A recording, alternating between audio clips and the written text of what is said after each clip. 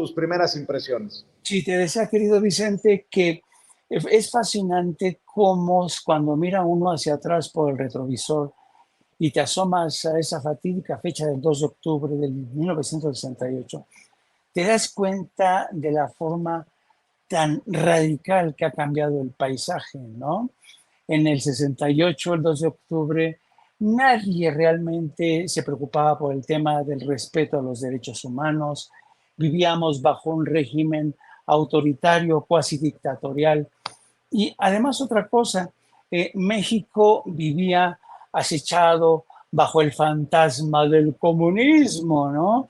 Desde Estados Unidos siempre decía que el comunismo acechaba desde Cuba, América Latina, y por eso tenía tan vigilado a México en esa época. Yo te he de recordar que en 1968 la CIA tenía su principal oficina, la más grande oficina de operaciones de la CIA, estaba en México. Y aunque los análisis de la CIA, si uno estudia en aquel entonces, no veían venir el movimiento del 68, literalmente hay reportes que aseguran que el jefe de la oficina de la CIA no vio venir esa protesta de los estudiantes. La forma tan brutal como se reprimió fue analizada en Washington y se le intentó dar este matiz de que estos estudiantes estaban prácticamente dirigidos, manipulados por fuerzas comunistas. Por esta razón, Washington le dio la bendición a este operativo. No hubo reclamos del Departamento de Estado en materia de defensa de derechos humanos. Ya ves que ahora el Departamento de Estado de Estados Unidos dice, ¡ay, la violación de los derechos humanos! En aquel entonces, por la intervención del jefe de la CIA, que era íntimo amigo de Díaz Ordaz, de hecho, el jefe de la CIA fue, mejor dicho, Díaz Ordaz fue padrino de bodas del jefe de la CIA en México. Entonces, tenía la manga ancha Díaz Ordaz para reprimir, para encarcelar. Por eso tantos abusos, porque en esos momentos Washington tenía, o por lo menos el gobierno de México, porque tú sabrás que Gustavo Díaz Ordaz era agente, era uno de los agentes activos de la CIA. Y las instrucciones eran borrar todo asoma de amenaza comunista. Por eso la oficina de la CIA en México era de las más importantes. Entonces, imagínate, este cambio de escena tan brutal en la que Washington y la CIA le daban la bendición a esta represión, a los tiempos que estamos viviendo ahora, ¿no? Donde hay una supervisión permanente del tema de los derechos humanos, donde hay libertades políticas, donde hay libertad de expresión. Es decir, es otro país en muchos sentidos, ¿no? Y yo creo que hay que congratularnos de todo esto sin dejar mirar al pasado y realmente qué bueno es recordar el pasado, porque decía alguien durante el acto, el evento, que quien no conoce su pasado puede incurrir en el enorme problema de repetir, de tropezar con la misma piedra. Así es que qué bueno que se está recordando este pasado y además con este doble celebración del nacimiento de un movimiento como Morena, que realmente nos ha colocado a todos, me refiero al pueblo de México, en esta cresta de la ola de democratización. Yo realmente creo que estamos viviendo tiempos fascinantes, querido Vicente. Oye, mi querido Jaime, y hablando de escribir la historia o de mover las narrativas desde los medios de comunicación, ayúdame, antes de entrar al tema que tenemos en agenda, ayúdame a desmenuzar esto que escribe León Krause, que es el hijo de Enrique Krause, el gran intelectual mexicano. León Krause es el segundo conductor de noticias, por decirlo de alguna manera, más importante para la cadena Univisión, que es hermana de Televisa. Está Jorge Ramos y después está León Krause.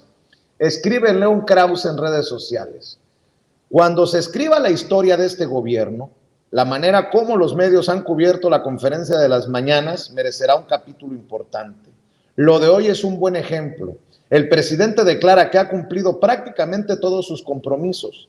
Los medios publican la declaración de inmediato sin ningún proceso de verificación. El resultado es el establecimiento de una narrativa.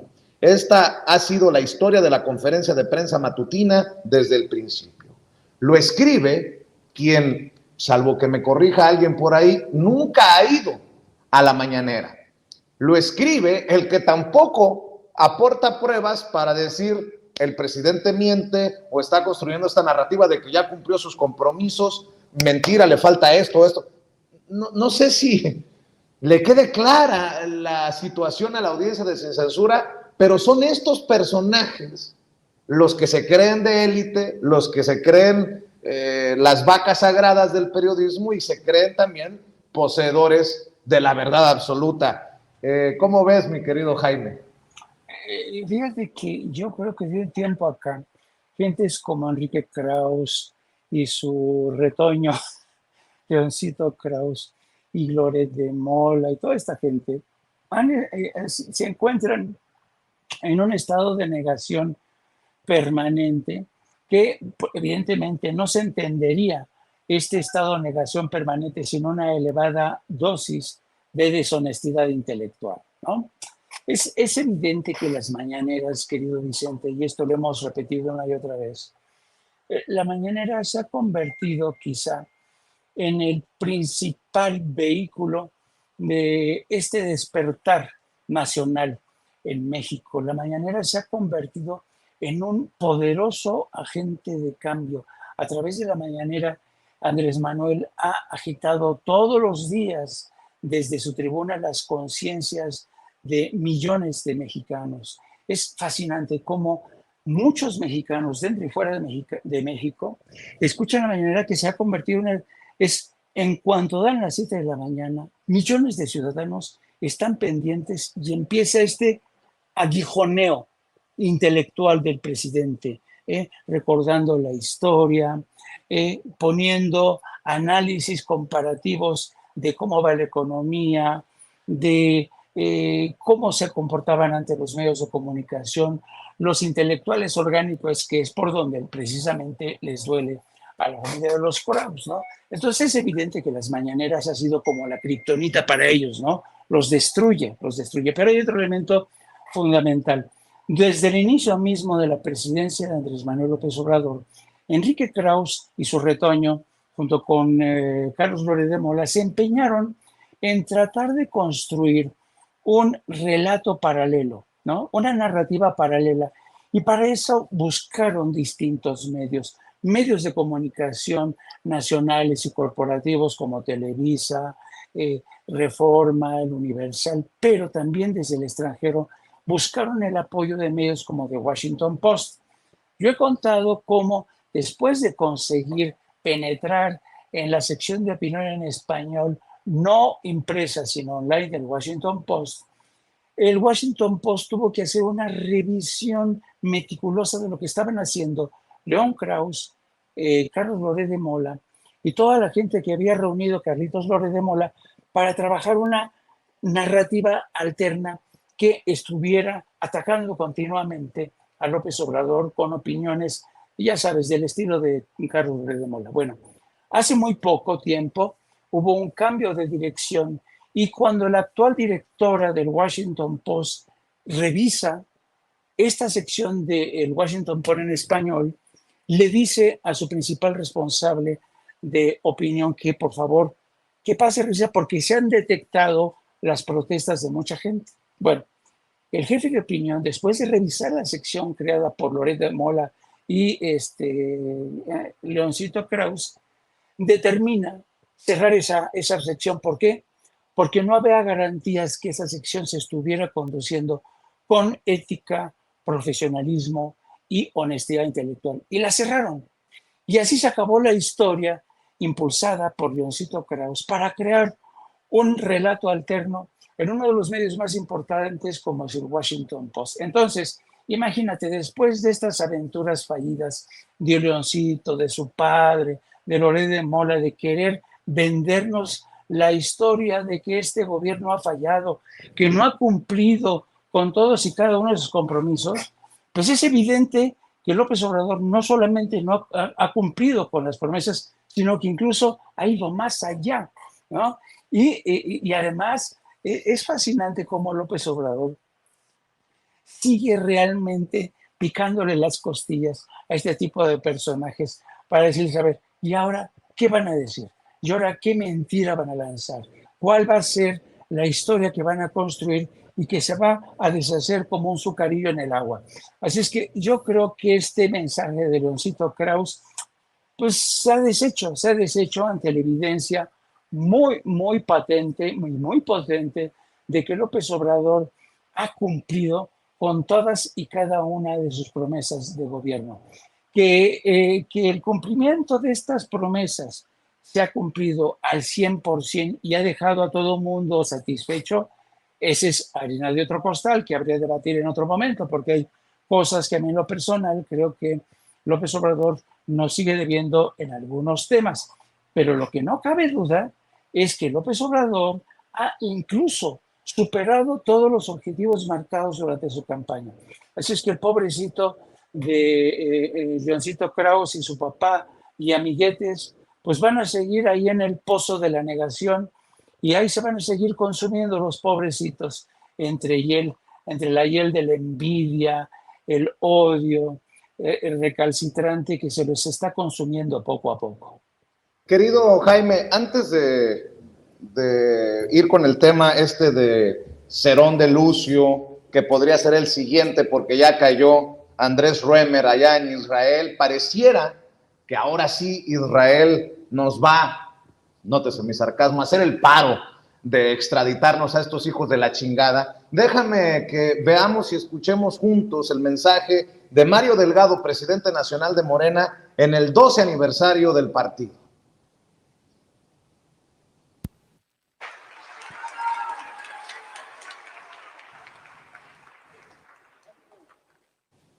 Muchas gracias. Muy buenos días. Gracias por estar aquí. Tengo que empezar con una mala noticia. En hechos ocurridos este fin de semana, 2 compañeros nuestros fueron brutalmente asesinados y uno está desaparecido. Adrián Cid Pérez, exigimos que aparezca con vida, pero quiero que le rindamos un homenaje a José Luis Jiménez y a Cristian Landa Sánchez, guardando un minuto de silencio, por favor.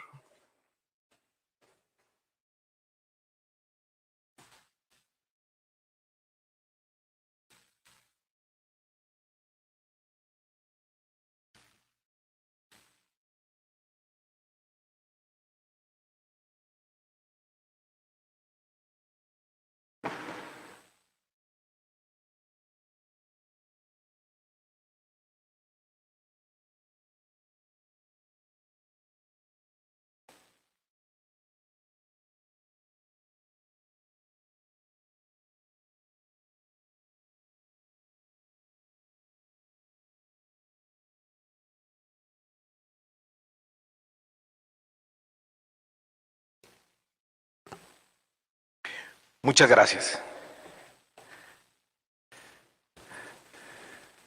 Me da mucho gusto y es un gran honor para mí poder estar en esta celebración de los 12 años de Morena, la conmemoración de los 55 años de los jóvenes del 68, y ahorita hablaremos también que estamos a 8 meses de la elección presidencial. Y es un privilegio que me da la vida poder acompañar en quien se va a convertir en la primera presidenta de este país, la doctora Claudia Sheinbaum Pardo.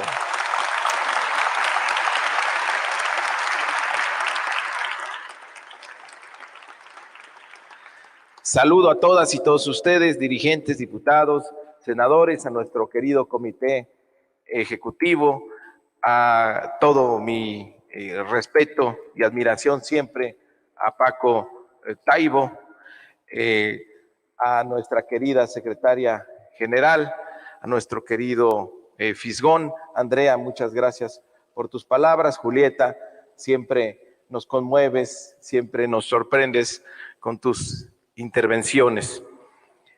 Y quiero hacer una mención muy especial porque yo llegué a la Ciudad de México con una visión romántica de la ciudad que había forjado en un viaje que hice cuando era niño, que visité el castillo de Chapultepec, el Zócalo, el metro me parecía de otro planeta, los VIPs me parecían el lugar más sensacional que había para comer. Y regresé, siempre dije yo voy a vivir en la Ciudad de México. Tuve la oportunidad de ganarme una beca, venirme a estudiar aquí, a vivir a la Ciudad de México, y me encontré con un libro que me cambió para siempre la forma de ver a nuestra ciudad. Y eso se lo debo a Elena Poniatowska en la noche de Tlatelolco.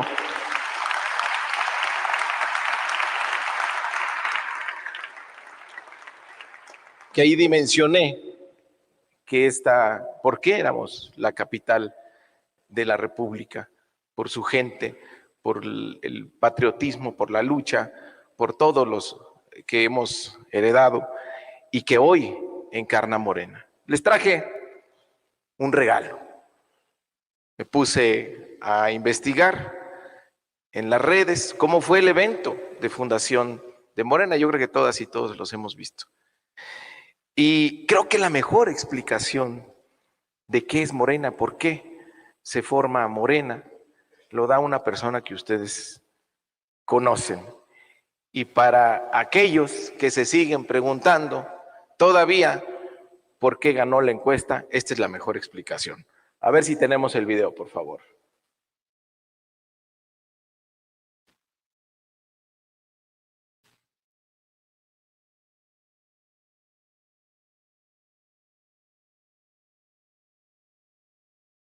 Morena, recibamos con un aplauso a Laura Esquivel.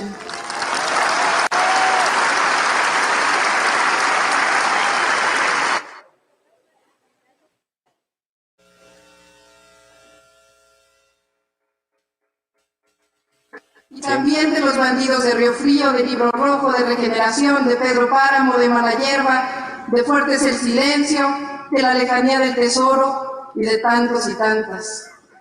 ¿Por qué ese movimiento? Ponlo. Mamá, regresa.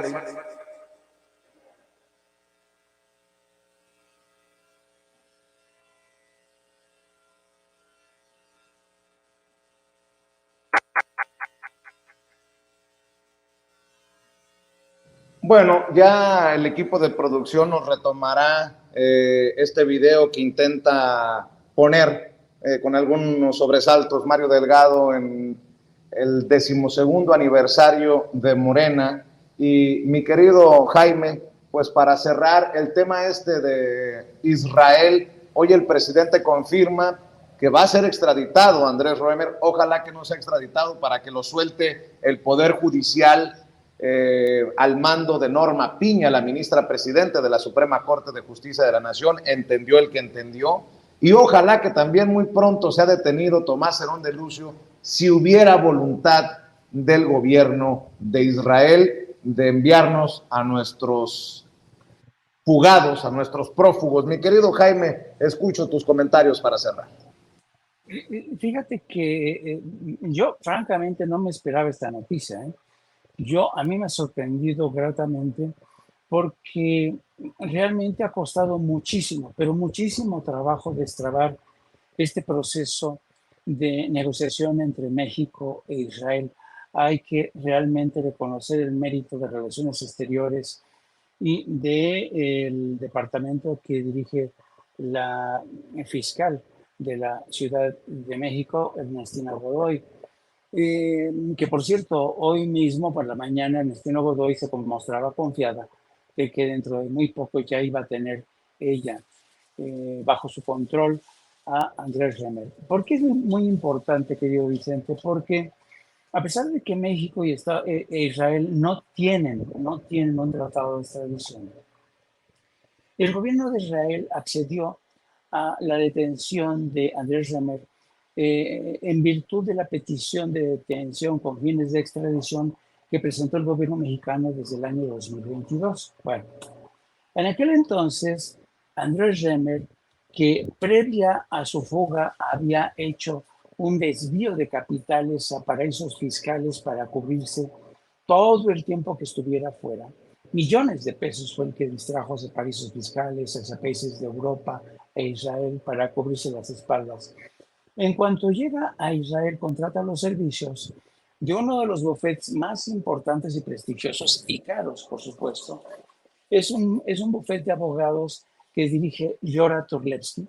Es una mujer especializada precisamente en limpiar, lavar el pasado de criminales, de pederastas, porque últimamente ha habido muchas críticas en Israel porque se ha convertido en cielo seguro para criminales, entre ellos muchos pederastas. Entonces, Yora Turlevsky empezó a trabajar con el señor Remer, acogiéndose a la famosa ley del retorno, que es una ley que se instaló desde la década de los 50, que es una ley que te permite hasta la tercera generación reclamar que tú tienes ancestros judíos y a partir de eso te dan la nacionalidad, te protegen, te cubren. Y entonces supuso una batalla muy, muy importante entre este buffet, el de Yora Turlevsky. De hecho, Yora Turlevsky, cuando presentaba los servicios que ofrecía su buffet, hacía mención del caso del señor Andrés Remer y lo presentaba. Estamos defendiendo aquí la causa del señor Andrés Remer, que fue representante de México ante la UNESCO. Acuérdate que fue representante de México ante la UNESCO, que fue también cónsul de México en San Francisco. Y el gobierno tuvo que retirarle el cargo como embajador de la UNESCO ante la UNESCO porque Andrés Remer se negó a aceptar la historia de agresión continua que ha protagonizado Israel contra los palestinos, la famosa ocupación palestina en los territorios de Gaza y Cisjordania. Entonces, se retira como embajador de la UNESCO y ese fue un argumento muy poderoso para Yora Turlevsky para defender a Andrés Remer. El caso es que estaban ya en muy buenos términos, su caso era bastante sólido, pero algo ocurrió y el gobierno de México empezó a meter más y más presión, empezar a mover pruebas, documentos, testimonios, que de alguna manera fueron erosionando el terreno de la defensa. Ahora, una cosa muy importante, Andrés Remer fue el que le aconsejó a Tomás Cerón Lucio también acudir al bufete de Yora Turlevsky para defenderse. Es decir, este bufete de Yora Turlevsky defiende a Andrés Remer, pero también a Tomás Cerón Lucio. Los dos son clientes de este bufete. Entonces, es interesante precisamente por esto, porque si ya consiguieron México la detención y posiblemente extradición de Andrés Remer, que es el que tenía la defensa más sólida, pues yo francamente creo que hay que ser optimistas de cara a la detención del señor Tomás Cerón en el curso de las próximas semanas o meses. Y este caso de Tomás Cerón, pues es fundamental. Entonces, yo creo que aquí es fundamental resaltar el trabajo diplomático que hizo el gobierno de México para convencer al de Israel de que estábamos ante un caso realmente de lesa humanidad. Yo no sé si ustedes se acuerdan, pero apenas la semana pasada hubo una juez le concedió a Tomás Cerón Lucio un amparo para que el presidente y sobre todo Alejandro Encinas dejaran de hablar como Tomás Cerón Lucio como un torturador. ¿Por qué lo hizo? Precisamente porque la defensa sabía bien que el tema de la tortura era lo que más estaba afectando el caso. Y por eso Tomás Cerón se movió hasta donde pudo para conseguir ese amparo, para tratar de que su defensa arrancara desde México, para tratar de negar la evidencia de que se trataba de un torturador. Y por eso se puso tanto empeño en ese amparo para que no se le acuse de torturador. Sin embargo, yo creo que es evidente y qué bueno que Alejandro Encinas ha presentado este informe detallado, minucioso, en el que incluso vimos el video de Tomás Herón, que es incontrovertible. El momento es que justamente está torturando a uno de los testigos. Así es que estamos en los prolegómenos quizá de esta nueva detención. Vamos a ver si prospera o no. Yo soy optimista después de ver que se ha detenido Andrés Remer, que por cierto, insisto, era el caso más sólido que tenía el bufete de abogados que defiende a ambos hombres. Maestro, vamos cerrando, invitando también a la audiencia de Sin Censura para que esté al pendiente de tu espacio en YouTube que se viene al rato y que esté también al pendiente de lo que publicas en redes sociales. Por favor, Jaime. Querido Vicente, sí, me pueden seguir a través de mis redes sociales, pero sobre todo a través del programa de Un Apto para Cínicos. Transmitimos a partir de las 14 horas todos los días, de lunes a viernes. Y también síganme a través de mis redes sociales, @Jaime Journo, donde cada semana pongo una colaboración, una columna que tiene que ver con política, temas de la vida cotidiana. Les recomiendo que lean la última colaboración que le puse, El beso robado a López Obrador, platicando de esta reacción tan histérica de la derecha ante el beso que le plantó la alcaldesa de Tecámac en la mano al presidente, y recordando cómo algunos miembros de la derecha le han besado la mano a Onésimo Cepeda, a gentes de la iglesia que se hicieron de la vista gorda con temas de pederastía infantil, o cómo le han besado la mano a intereses corporativos desde el PAN y desde el PRI, incluso desde el PRD. Se los recomiendo, El beso robado a López Obrador. Y a ti, querido Vicente, te mando un abrazo inmenso. Ya sabes que eres uno de mis consentidos, eres uno de mis niños consentidos. Te mando un abrazo con el afecto de siempre. Por cierto, fíjate, Vicente, ayer me encontré en un Costco a unas fans tuyas y me dijeron, por favor, mándanos saludar a Vicente Serrano. Y dije, ¿cómo no?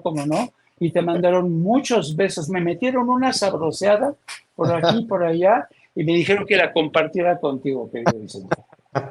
Pues saludos a las señoras del Costco, mi querido Jaime. Te mando un abrazote, hermanito. Chao, chao. Jaime Hernández hablando con nosotros.